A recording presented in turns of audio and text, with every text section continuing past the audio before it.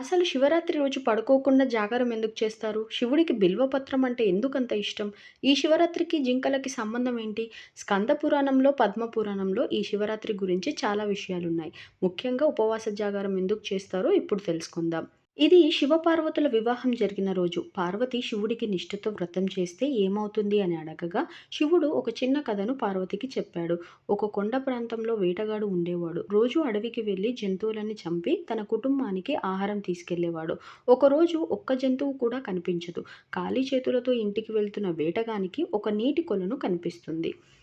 ఈ కొలనులో నీరు త్రాగటానికి ఏదో ఒక జంతువు వస్తదని అక్కడే ఉన్న చెట్టు మీద కూర్చొని ఎదురుచూశాడు వేటగాడు.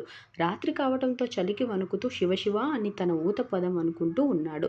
చెట్టుపై నుంచి జంతువులు కనిపించటానికి అడ్డుగా ఉన్న ఆకులు, కొమ్మలను తెంపి కిందకి పడేస్తూ ఎదురుచూశాడు.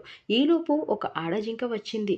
జింక వైపు బాణం ఎక్కుపెట్టేసరికి ఆ జింక మానవ గొంతులో మాట్లాడింది. తనని చంపకుండా విడిచిపెట్టమని, ఏ జంతువు రాకపోతే నేనే తిరిగి వస్తానని వేటగాడిని అడగగా, మాట్లాడుతున్న జింకను చూసి అతను ఆశ్చర్యపోయి వదిలేశాడు. రాత్రి నిద్ర మానుకొని ఇంకొక జంతువు కోసం ఎదురు చూస్తూ ఉండగా ఇంకొక జింక వచ్చింది.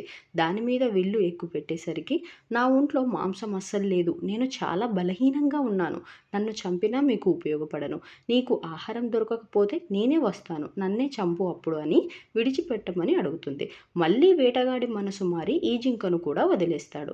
అర్ధరాత్రి ఆకలితో ఉన్న వేటగాడికి ఇంకో జింక కనిపించి దానిని చంపుదామని ప్రయత్నిస్తుండగా, ఆ జింక, ఓ స్వామి, నేను గర్భంతో ఉన్నాను, నా ఇంటికి వెళ్ళి ప్రసవించి తిరిగి వస్తాను అని మాట ఇస్తుంది. తల్లి ఆవేదన చూసి తనని కూడా వదిలేశాడు. చివరిగా ఒక మగ జింక వచ్చి, ఇటువైపు ఆడజింకలు వచ్చాయా అని అడుగుతుంది. వచ్చారు, కానీ మీరు ఎలా మాట్లాడుతున్నారు, ఎవరు మీరంతా అని అడగగా, నేను హిరణ్యక్షుడను. ఇంతకుముందు వచ్చిన జింక నా భార్య అప్సర రంభ. శివుడి పూజని మధ్యలో ఆపి రాక్షసుడైన నన్ను పెళ్లి చేసుకుంది. మా కామవాంఛకి శిక్షగా జింకలా పుట్టమని వేటగాని వీళ్ళు చేత చనిపోవాలని రుద్రుడు శపించాడు అని చెప్తుంది. నేను నా భార్యని బంధువుల దగ్గర అప్పగించి వచ్చి నీకు ఆహారం అవుతాను అని వెళ్ళిపోతుంది. మాట ఇచ్చినట్టే ఆ 4 జింకలు పొద్దున్నే వచ్చి నన్ను చంపు, నన్ను చంపు అని వేటగాడిని బ్రతిమిలాడతాయి. వాటి మంచి గుణం చూసి వేటగాడి మనసు చెల్లించిపోతుంది. ఇచ్చిన మాట కోసం, పక్కవారిని బ్రతికించడం కోసం చావుకు సిద్ధమయ్యారు. మీరు వెళ్ళిపోయి సంతోషంగా గడపండి అని చెప్తాడు. అప్పుడు దేవతలు ప్రత్యక్షమయ్యి ఆ వేటగాడికి స్వర్గలోక ప్రాప్తి కల్పిస్తూ జింకలను దీవించి, మీరు నక్షత్రాల రూపంలో ఇక నుంచి ప్రకాశిస్తారని, ఆ నక్షత్రాలను కలిపితే మృగశిర అనే చెప్తారు. అదే రోజున శివరాత్రి జరుపుకుంటారు. ఆ వేటగాడు ఎందుకు ఇదంతా జరిగింది అని అడగగా, దేవతలు, నువ్వు కూర్చున్నది మారేడు చెట్టు, స్వయంభూ శివలింగం వెలిసి మరుగున పడిపోయింది.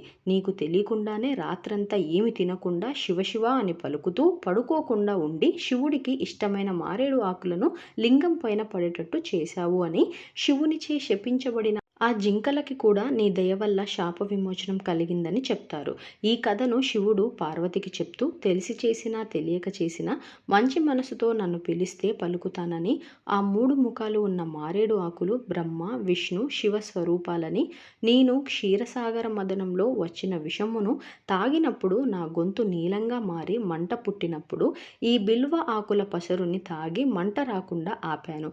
అందుకే ఈ మారేడు ఆకులు నాకు ఇష్టమని చెప్తాడు. వీడియో నచ్చితే లైక్, షేర్ అండ్ సబ్స్క్రైబ్ చేయొచ్చు కదా.